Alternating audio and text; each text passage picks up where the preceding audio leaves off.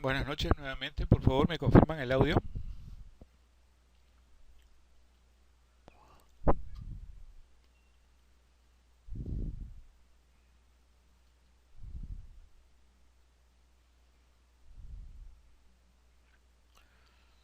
Ok, gracias Marlene. Bueno, es un gusto estar con ustedes. Eh, Como ya pueden ver, mi nombre es Juan Jesús Abregún López. Gracias Sofía. Vamos a tener conmigo el curso de Derecho Registral Minero. Y bueno, voy a presentarme en primer lugar para que ustedes puedan conocerme. Eh, Soy abogado. La experiencia que he tenido, que tengo, la experiencia laboral ha sido en el sector público, concretamente en el Ministerio de Energía y Minas. Posteriormente estuve en el sistema registral también. Y bueno, ahora estoy en la actividad privada. En temas mineros. Muchas gracias René. Bueno, muchas gracias. En temas mineros, en temas administrativos, etcétera, etcétera. Bueno, yo también quisiera conocerlos a ustedes. No sé si se pueden presentar de qué ciudad están y cuál es la especialidad en la cual se desarrollan profesionalmente, por favor.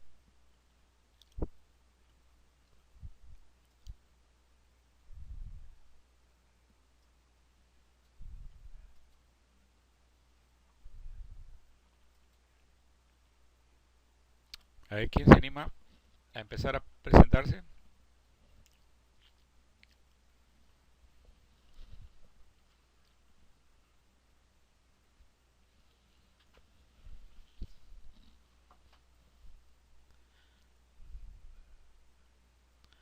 Ah, qué bien Marlene, qué gusto.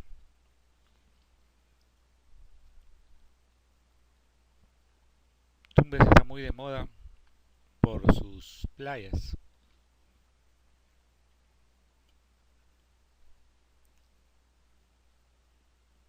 Ah, muy bien Irene.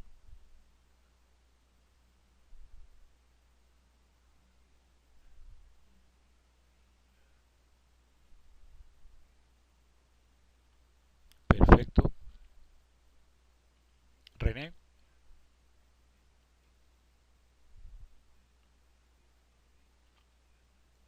Ah, excelente. Muy bien René. Qué gusto. Muy bien. Entonces,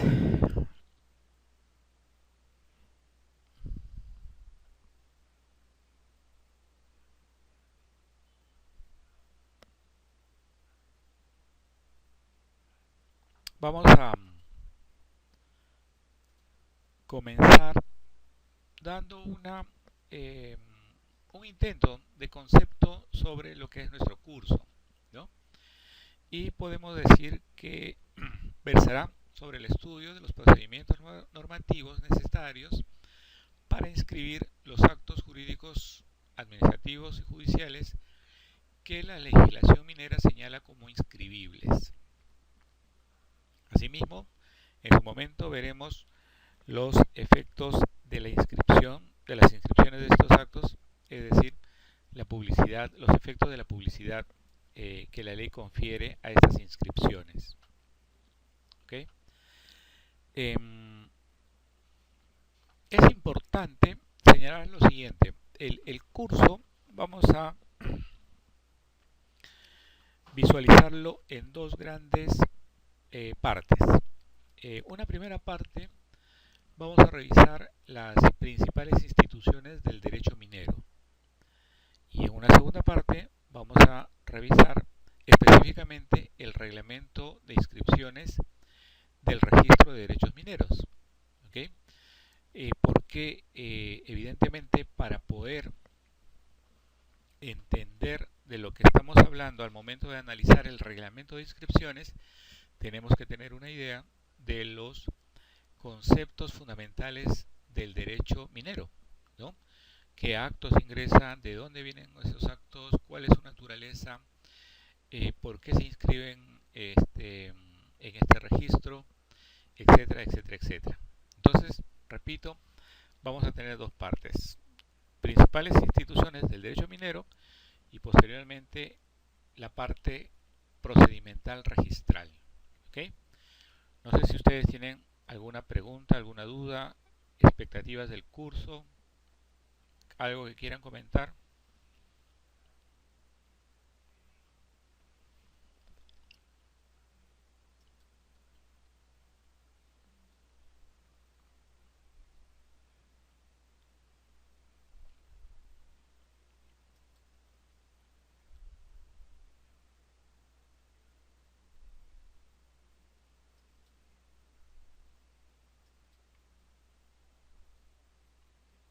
Bien, sigamos entonces.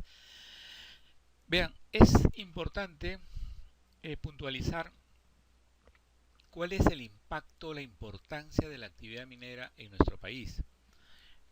Como podemos apreciar en la diapositiva, las divisas que ingresan a nuestro país en un 50% se debe a la exportación de minerales. ¿Ok? Como podemos ver en la diapositiva, existen otros componentes que aportan el, eh, el 50% restante de divisas. Ahora, para eh, hacernos una idea de esto, eh, recordamos qué cosas son las divisas, cuál es el concepto de divisas.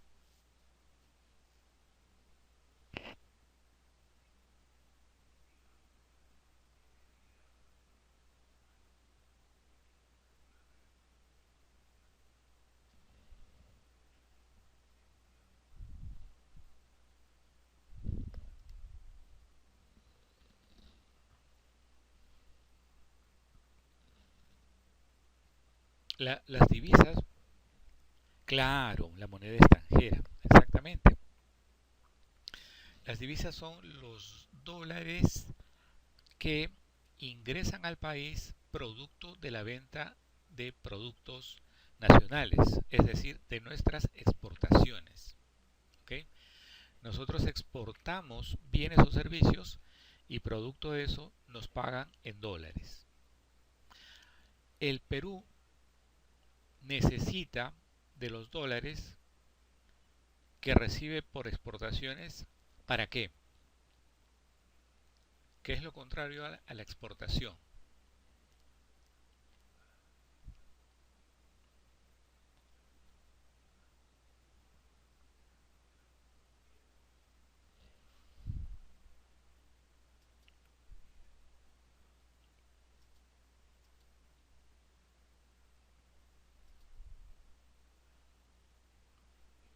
Para sustentar las importaciones, ¿no es cierto? Lo opuesto a la exportación es la importación. Si la exportación es vender bienes o servicios al extranjero, las importaciones es la adquisición del extranjero de bienes y servicios. Entonces necesitamos esas divisas para poder pagar y sustentar nuestras importaciones. Y les pregunto a ustedes, eh, ¿qué productos o bienes o servicios creen que el Perú importa de manera importante para su desarrollo, para su supervivencia, etcétera, etcétera?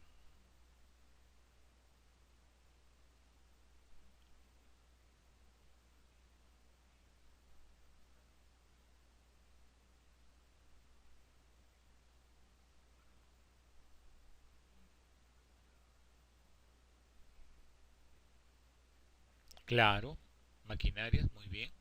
Efectivamente, importamos maquinarias.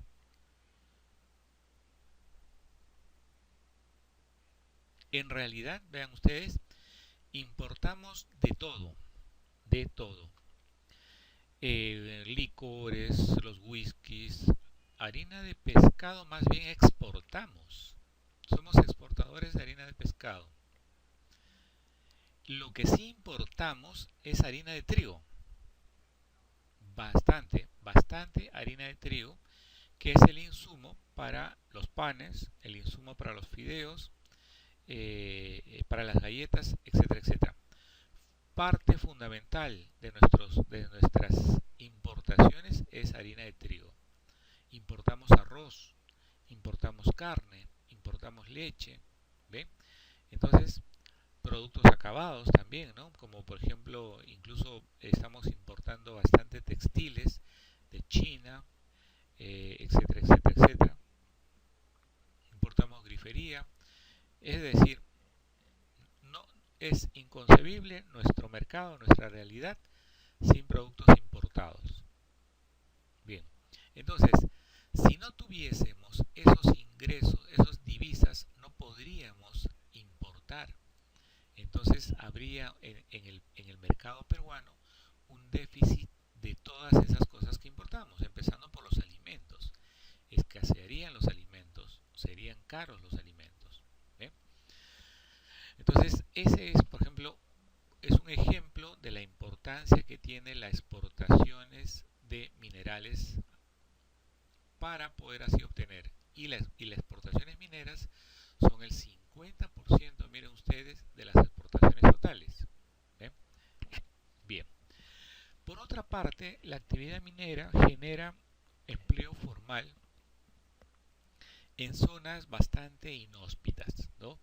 Crea polos de desarrollo en estas zonas en donde se instalan las unidades operativas mineras, crean una economía alrededor de ellas para poder desarrollar, por ejemplo, los medios de transporte, empleo directo, em, alimentación, empresas que se dedican a proveer diversos insumos que va necesitando la minería, escuelas, colegios, eh, etcétera, etcétera, etcétera. Viene a ser, repito, un polo de desarrollo.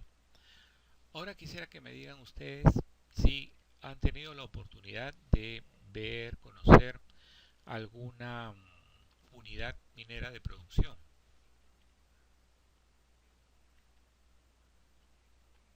Nuestro país está lleno de unidades mineras a lo largo y ancho del Perú.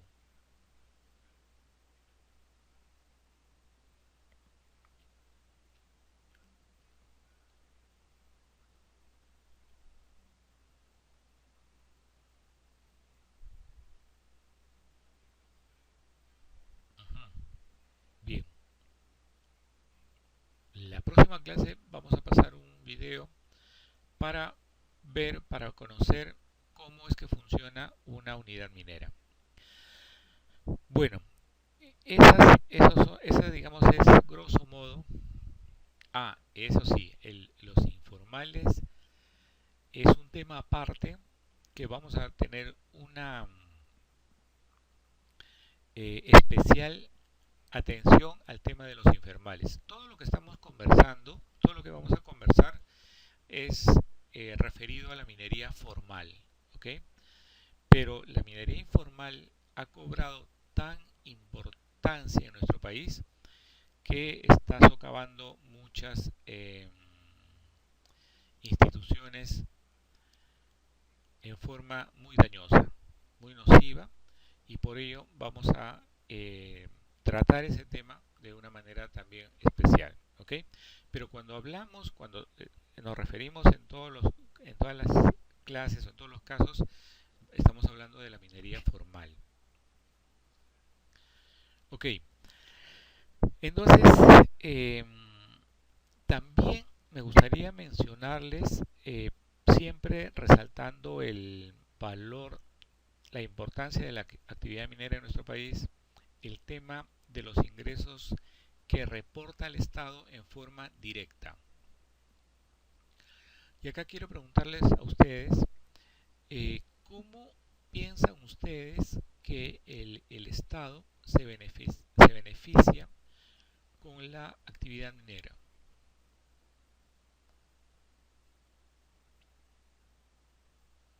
¿Cómo es que concretamente el Estado recibe un beneficio económico de la actividad minera?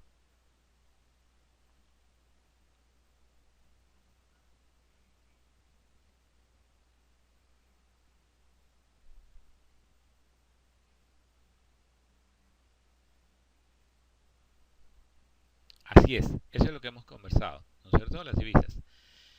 Pero además, exactamente, de los impuestos. Ustedes saben que existe el impuesto a la renta. Las empresas mineras generan impuestos de tercera categoría. ¿Recuerdan ustedes cuál es el monto de la tasa del impuesto a la renta para personas jurídicas? O sea, ¿cuánto pagan por impuesto a la renta una empresa al final de un periodo económico? Todas las empresas están obligadas a hacer un balance al final del año, en el cual van a declarar si tuvieron utilidades o tuvieron pérdidas. Si tuvieron utilidades, el Estado le exige el pago del impuesto a la renta sobre esas utilidades. ¿Recuerdan ustedes cuál es la tasa de ese impuesto a la renta? De ese impuesto a las utilidades.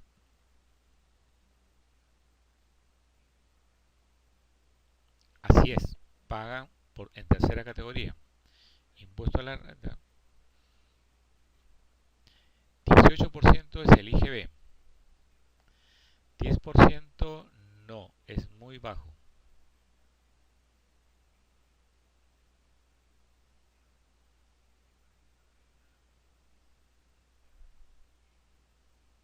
30%. Así es. La tasa del impuesto a la renta es del 30% sobre las utilidades. Esto quiere decir que si una empresa minera obtiene 500 millones de dólares en utilidades, ¿cuánto abonará al Estado por concepto de impuesto a la renta?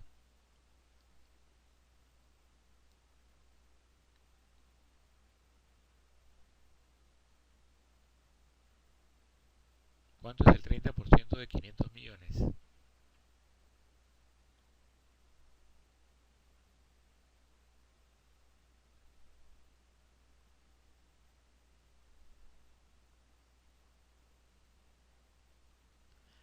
150 millones.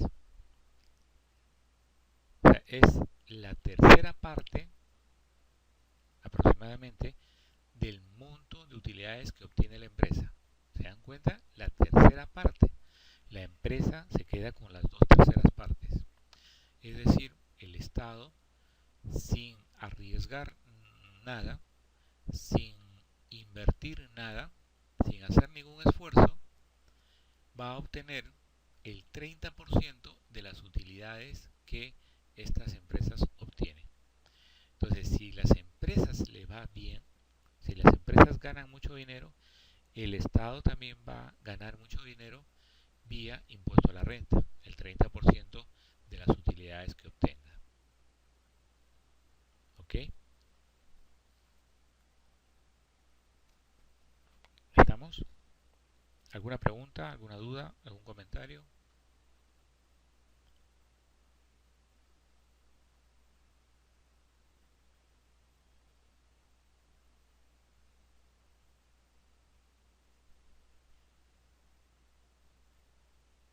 Bien, muchas gracias. Entonces, continuamos. Bueno, entonces, lo que hemos descrito hasta el momento es resaltar, repito, la importancia de la actividad minera, ¿no? Y cómo influye en en nuestra economía, en nuestra sociedad, en nuestro desarrollo. Ahora bien, vamos a tener en cuenta algunas normas en el curso, como por ejemplo el Código Civil, el Reglamento del Registro de Derechos Mineros, que fue aprobado en su oportunidad del año 2004 por la resolución número 52. Es bien antigua la norma, miren, han pasado ya 16 años. ¿Okay? Y además, en el ámbito minero, tenemos la Ley General de Minería, que es aprobada por un texto único, el Decreto Supremo 014 del año 92. Uno de sus reglamentos es el aprobado por el Decreto Supremo 03 del año 94. Digo uno porque en realidad tiene varios otros reglamentos, pero el que nos interesa es el que fue aprobado por esta norma, el Decreto 03/94.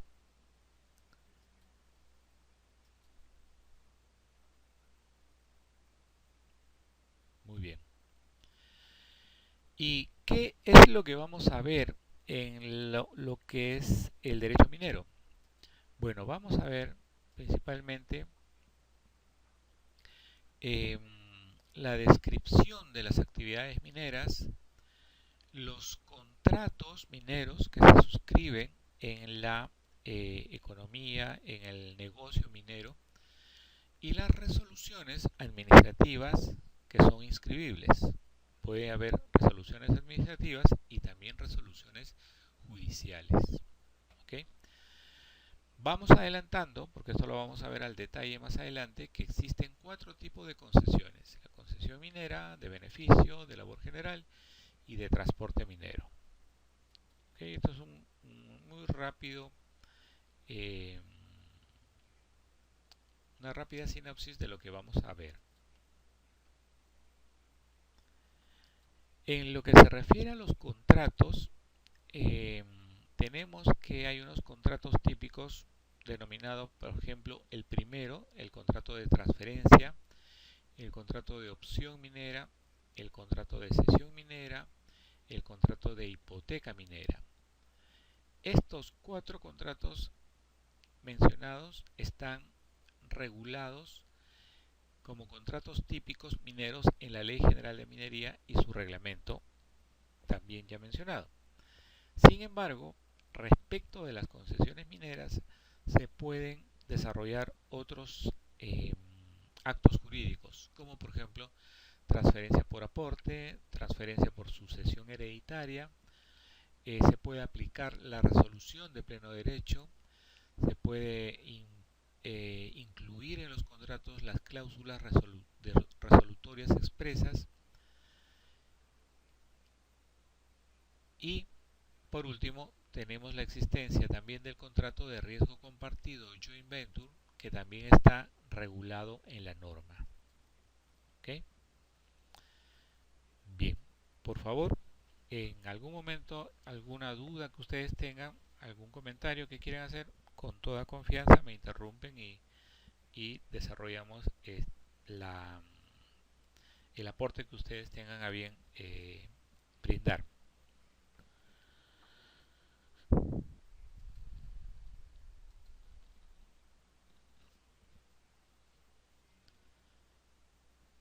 Bueno, dentro de la legislación minera existen acumulación de concesiones, fraccionamiento o división de concesiones y las extinciones o la extinción de las concesiones.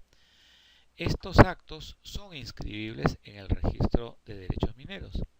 Entonces también vamos a ver en detalle más adelante en qué consiste cada uno de estos actos inscribibles.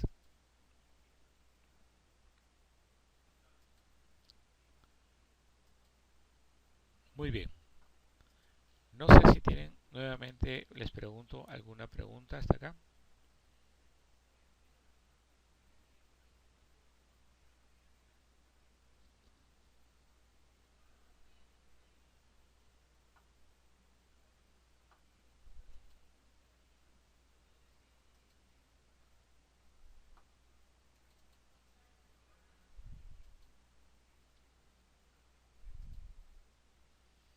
Bien, entonces vamos a continuar.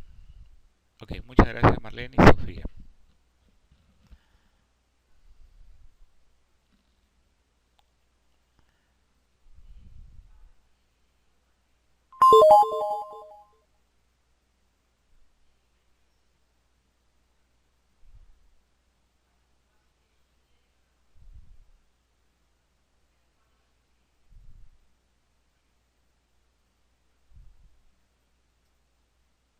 Estoy cambiando la diapositiva.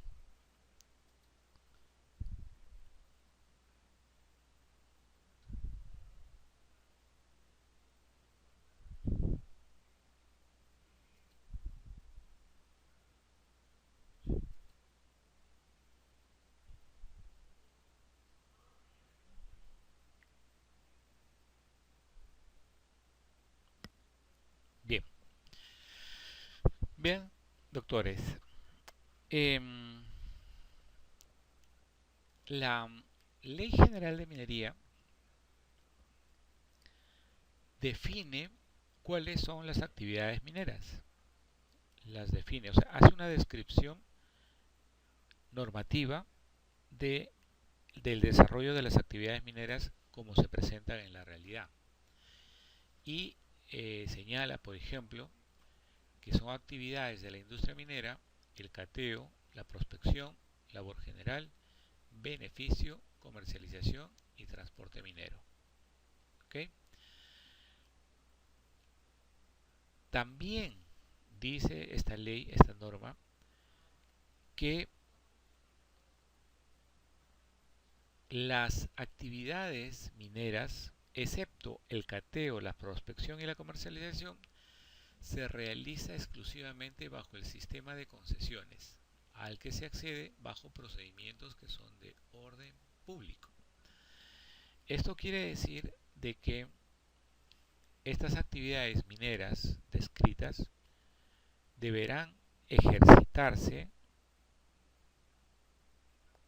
con la autorización del Estado, autorización que se traduce en una concesión, ¿ok? En una concesión que se otorga a los particulares que deseen ejercer estas actividades mineras. Repito, excepto el cateo, la prospección y la comercialización.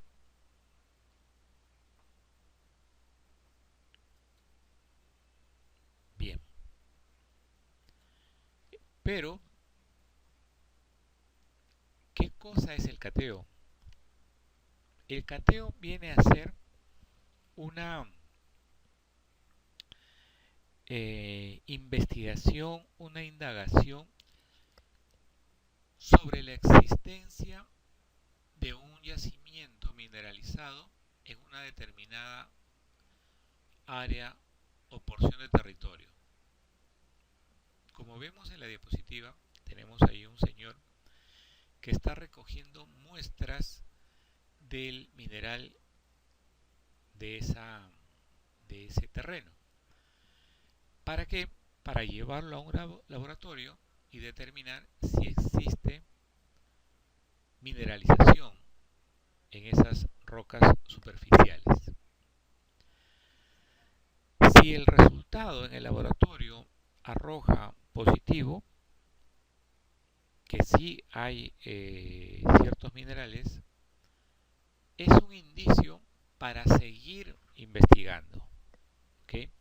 Siendo el siguiente paso al cateo la prospección propiamente dicha. En la prospección ya se hace una disturbación mayor al terreno. Como vemos en la diapositiva, se van a hacer trincheras o zanjas en donde se vayan a extraer mayor número de material para ser analizado. Esta ya es una técnica un poco más elaborada, un poco más compleja, y también que disturba el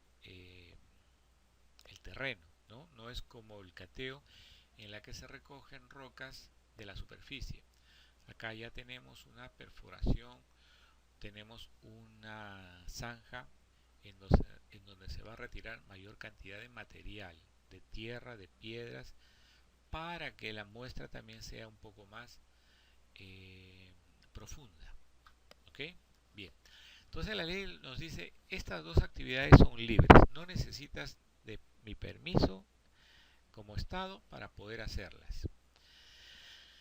Si como resultado de este proceso de prospección se advierte también una eh, tendencia a, a demostrar que hay mineral en la zona, ya evidentemente son cálculos químicos de laboratorio que se proyectan vía las probabilidades. ¿Ok? Entonces se hace también un pronóstico, se hace una proyección, y si esta proyección es positiva, ya se pasa a una fase siguiente llamada exploración.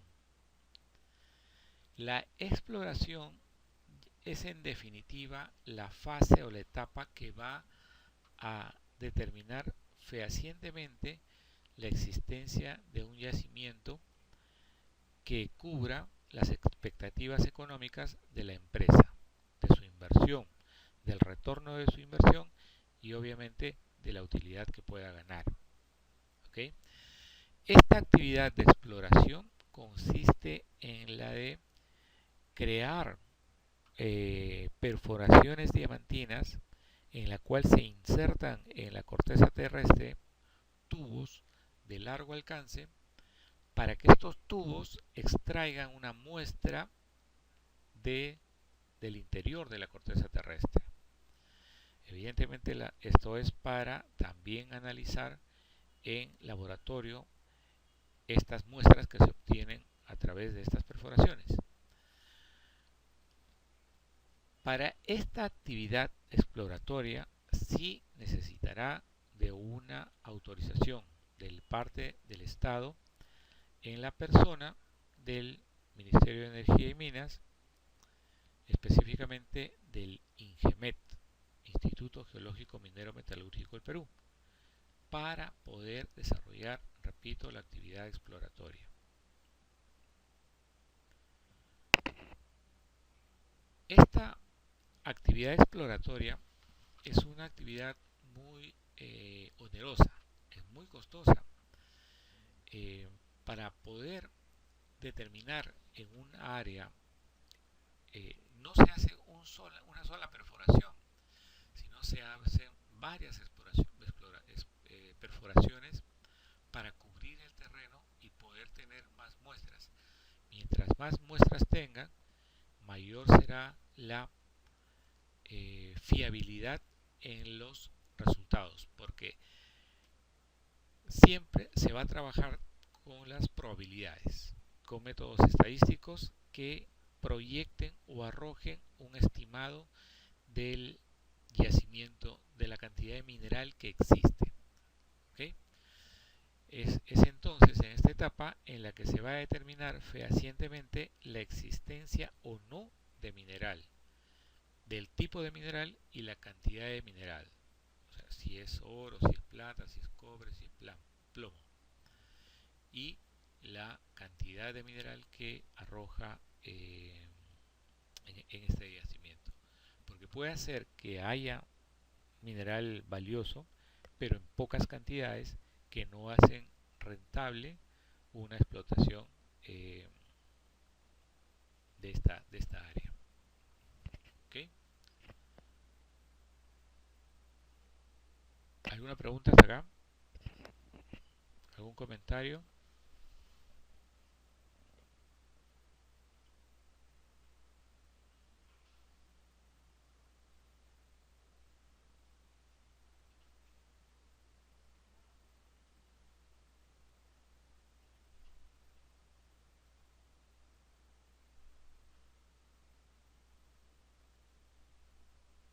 Ok. Es importante señalar de que esta actividad es bastante costosa. Cada pozo tiene un costo aproximado de $1.000.000, entre medio millón y $1.000.000. Así es, Sofía. El cateo y la prospección no necesitan autorización. La exploración sí requiere de autorización. Y esa autorización se traduce, se plasma, se concreta en una concesión minera.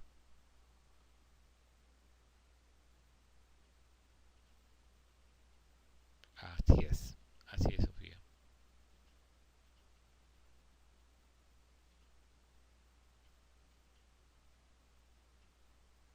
Ok, estábamos diciendo el valor económico de estas perforaciones, que una sola puede llegar a costar $1.000.000.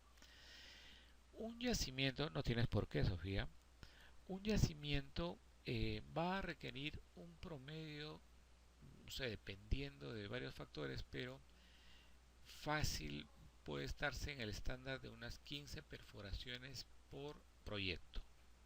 Entonces, vean ustedes que esta empresa puede gastarse unos $15.000.000 solamente en la etapa de la exploración.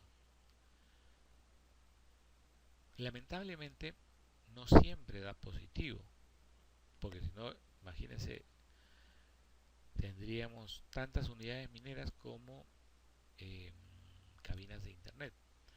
Pero repito, en la mayoría de las veces es una eh, mala noticia. O sea, no se encuentra el mineral en las cantidades y la calidad requerida para que su explotación sea económicamente viable. Entonces, esa inversión que se ha hecho se pierde cuando no hay buenos resultados. Entonces, ¿se imaginan ustedes una empresa que pierda $15.000.000? La empresa debe tener un capital tan grande que subsuma esa pérdida sin que le afecte a su situación económica patrimonial. ¿Ven? Es una inversión de riesgo, a riesgo para poder ganar o perder, pero no me va a afectar. Entonces, repito, por ello es que esta actividad minera es una actividad que debe ser realizada por empresas muy grandes que tengan un considerable nivel de capital de riesgo para poder invertir en exploraciones y sin que la pérdida de este capital de riesgo afecte a la empresa en general. ¿Ok? Bien, no sé si tienen ustedes alguna otra pregunta.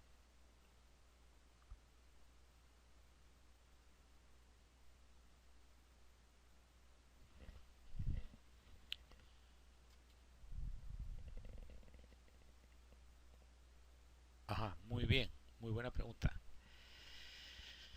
Tía María se encuentra en esta etapa, en la explotación, que es la siguiente. Después de la exploración, después de haber determinado, ubicado la cantidad de mineral, se pasa ya a la explotación, ¿no? Evidentemente va a explotarse, es decir, se va a extraer el material, el mineral de la corteza terrestre, luego de la construcción de la unidad minera, ¿no? Es una construcción de tipo industrial, ¿no? Porque hay numerosas plantas, maquinarias, campamentos. Es una inversión muy grande, muy grande. Con respecto a Tía María, ya se había avanzado en todas las etapas, incluida la exploración, y ya estaban listas para iniciar la explotación. Igual que el caso de Conga, ¿no es cierto? ¿Se acuerdan del famoso Conga va, Conga no va? Igual estaba en la fase de iniciar la construcción de la unidad minera también para el inicio de la explotación. Hablando de Conga, ustedes recuerdan cuál era el monto que se iba a invertir para construir la unidad minera en el caso de Conga.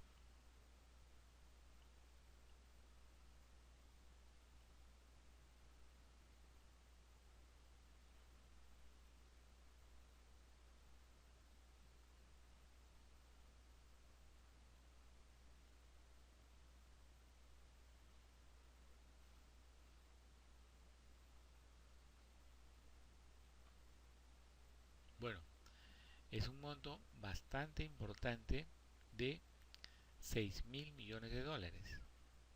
6.000 millones de dólares para la construcción.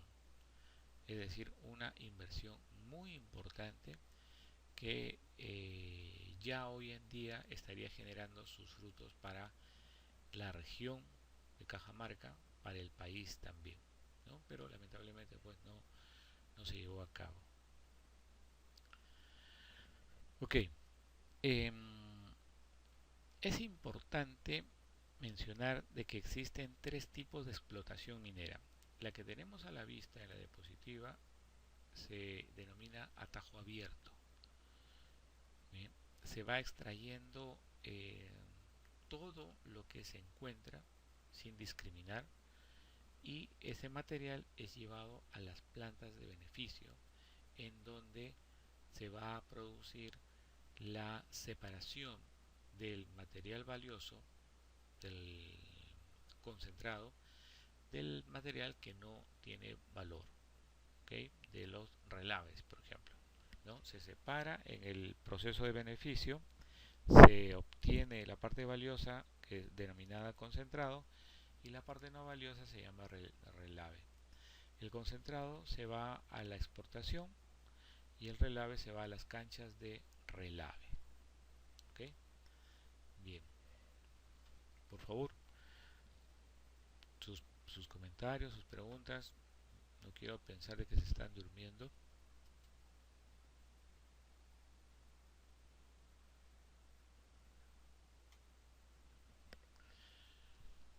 Tenemos otro sistema de explotación y es el caso de las minas superficiales. En este caso, el mineral, en el anterior caso, el mineral se encontraba diseminado en en toda el área, ¿no? En forma de partículas, en forma de polvito. En cambio, en este caso, el mineral, miren, se encuentra a flor de tierra. Entonces, lo único que hace la empresa es desbrozar, recoger la tierra para luego llevarlos al proceso de beneficio. Bien, esa es una segunda forma. También tenemos, y esta es la más característica de nuestro país, la minería subterránea, que se desarrolla a través de la construcción de galerías, piques, chimeneas, rampas, etc. Este tipo de minería subterránea es, como digo, la más utilizada en nuestro país por el sistema, o mejor dicho, por la forma en que el mineral se encuentra en el terreno. En este caso se encuentran vetas que se pierden en un cerro, digamos, y que los mineros tienen que estar siguiendo el curso de la veta para poder extraer ese mineral. ¿Eh? Son galerías, como pueden ver, muy enormes. Imagínense, la camioneta no llega ni a la mitad de la luz del túnel. Ingresan maquinarias muy grandes también, como se está viendo en la pantalla al pie.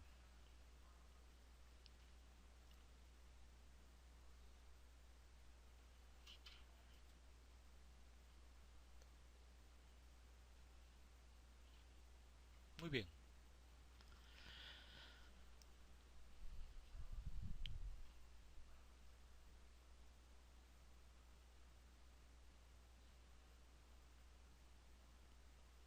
Ahora bien, quiero que ustedes me respondan a lo siguiente.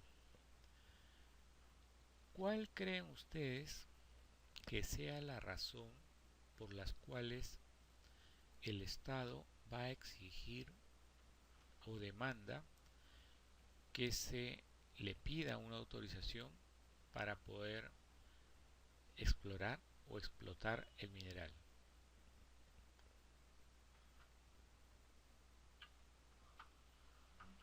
¿Cuál creen que sea el sustento eh, conceptual o jurídico para esta o la ratio legis para este dispositivo.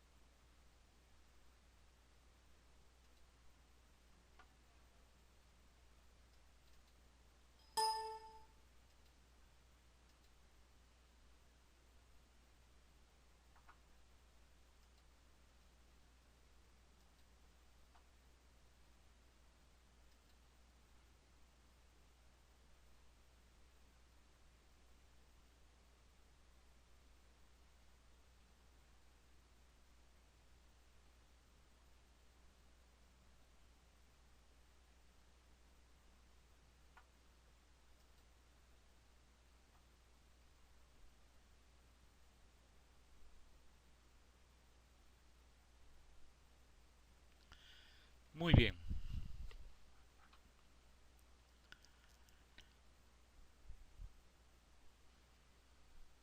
muy bien. Vean ustedes, efectivamente, de acuerdo, efectivamente como nos dice Marlene, es un tema de dominio sobre la propiedad de los recursos naturales. La Constitución Política del Perú señala que los recursos naturales pertenecen a la nación y su aprovechamiento podrá ser llevado a cabo por los particulares con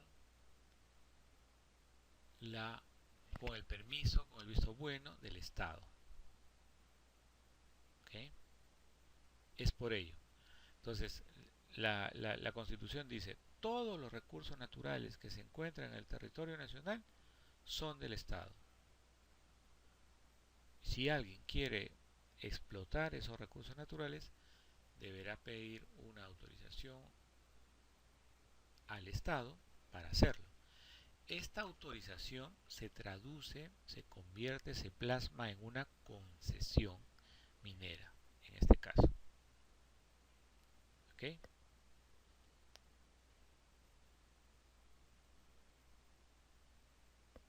¿Qué otros recursos naturales recordamos? A ver, fuera de los minerales.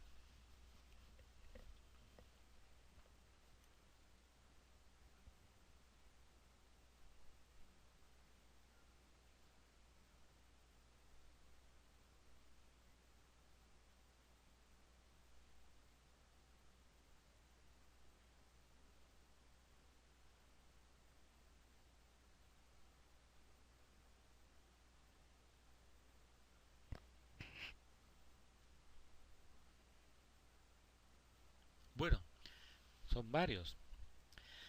Tenemos, por ejemplo, los hidrocarburos forestales, así es, los recursos forestales, los hidrocarburos, el agua, el aire, la riqueza pesquera, ¿no?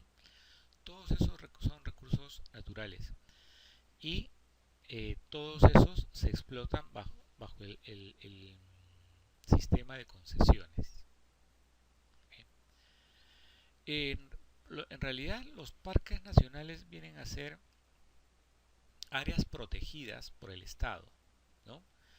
Existe un sistema de áreas protegidos eh, que son intangibles.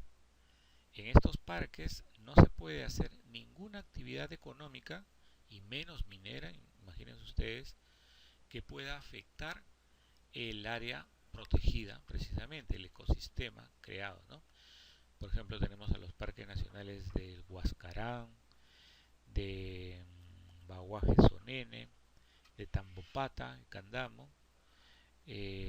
acá en Lima el Villa, en Iquitos no recuerdo, pero tenemos una extensa cantidad de parques nacionales en nuestro país, ¿no? Que si bien es cierto son recursos, pero esos no son materia de explotación.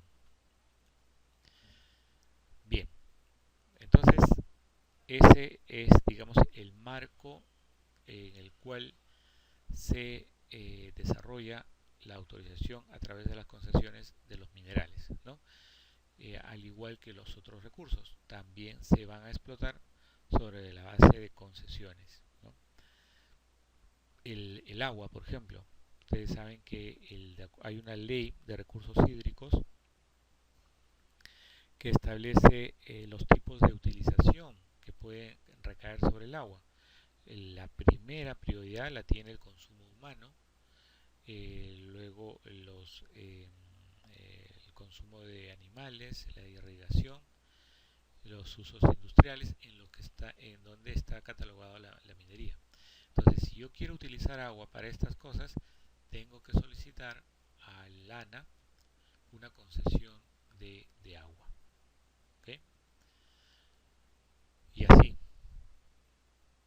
en todos los recursos, para poder desarrollar una estación de generación de energía eléctrica, una central hidroeléctrica, en donde voy a utilizar el curso de agua de un río, tengo que solicitar la correspondiente concesión, tanto al ANA por el agua como por la generación misma de la energía al Ministerio de Energía y Minas.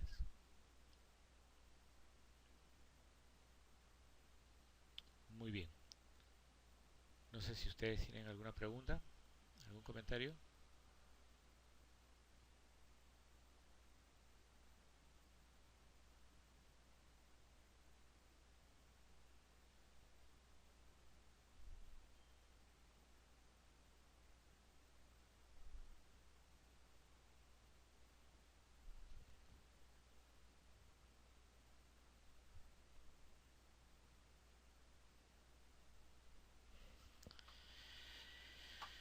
Bien, señores,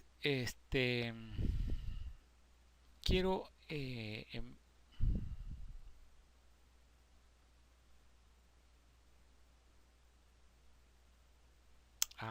muy interesante lo que comentas, René. Es importante señalar lo siguiente, miren ustedes.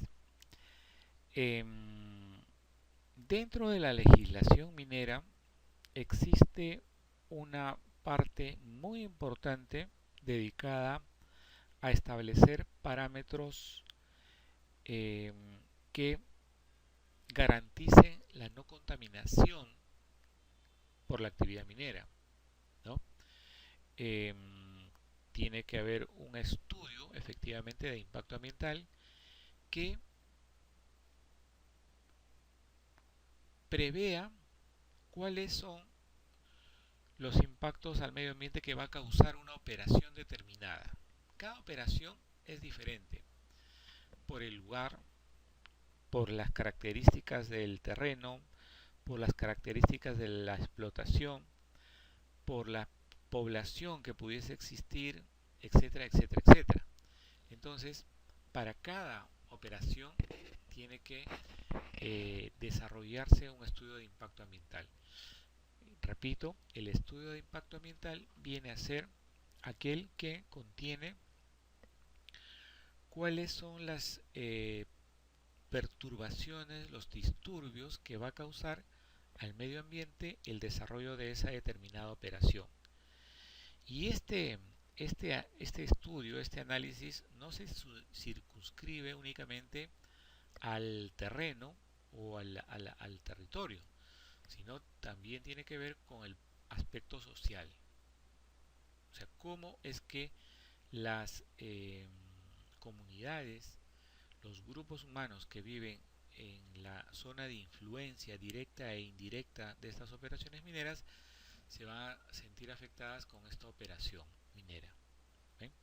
Entonces, el mismo estudio, una vez identificados estos impactos, tiene que proponer cuáles son las soluciones o las medidas que va a tomar para mitigar o desaparecer estos impactos. ¿Ven? Entonces, la operación minera se obliga a mitigar, esa es la palabra, los impactos que va a causar. Bien, entonces, el cumplimiento de este estudio de impacto ambiental está a cargo del Estado, de sus órganos fiscalizadores. Principalmente viene a ser el OEFA, organismo especializado en fiscalización ambiental del Ministerio del Medio Ambiente. Y también tenemos como otro órgano fiscalizador a los INERMIN, perteneciente a la presidencia del Consejo de Ministros. ¿Okay? Estas dos entidades fiscalizadoras van a supervisar el cumplimiento de las normas de medio ambiente y de seguridad para preservar precisamente el medio ambiente. ¿Okay? ¿Cómo supervisan? A través de fiscalizaciones inopinadas, ¿no? La OEFA o los INERMIN organizan visitas de inspección inopinadas, es decir, no notifican el inicio de estas fiscalizaciones. Entonces se apersonan y comienzan a evaluar el cumplimiento, repito, de las normas medioambientales.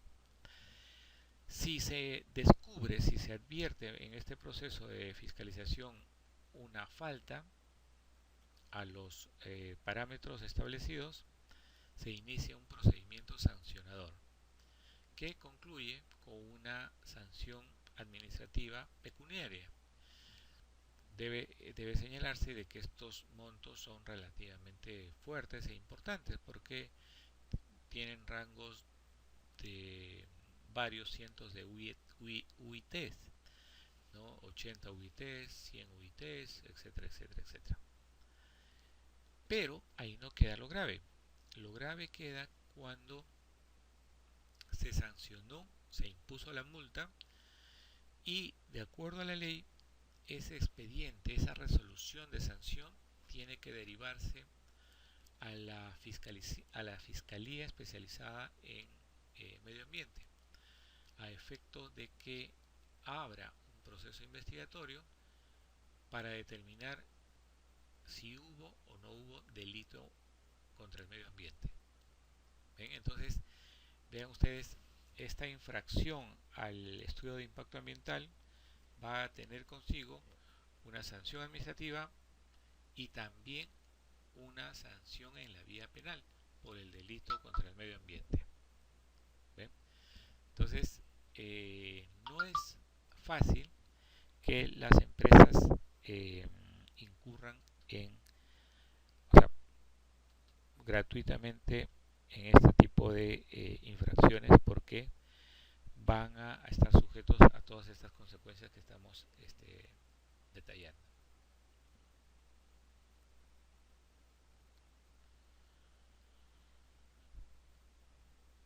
Muy bien, señores, no sé si tienen ustedes alguna pregunta, algún comentario.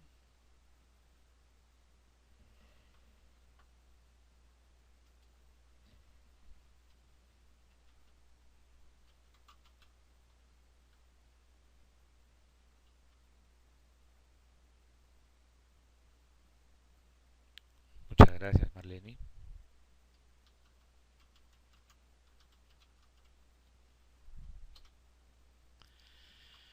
Miren, les doy mi correo electrónico para que puedan ustedes escribirme y les remito a sus correos las diapositivas y el material que vamos a utilizar en la clase.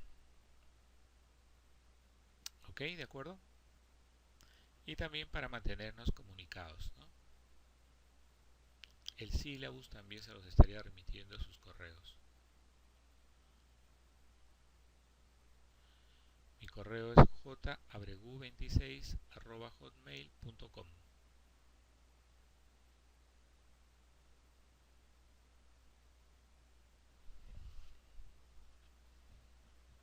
Me escriben un correíto para tenerlos eh,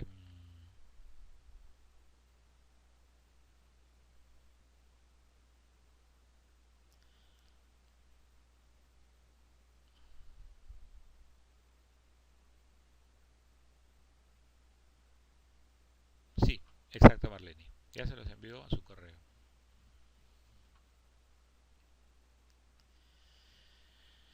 Bien, doctores, entonces nos vamos a quedar acá por ahora.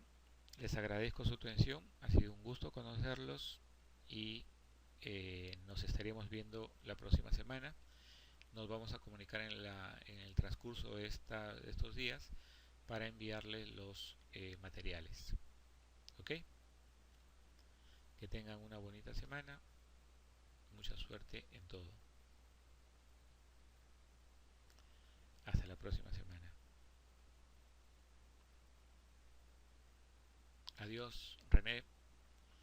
Adiós, Sofía. Adiós, Marlene.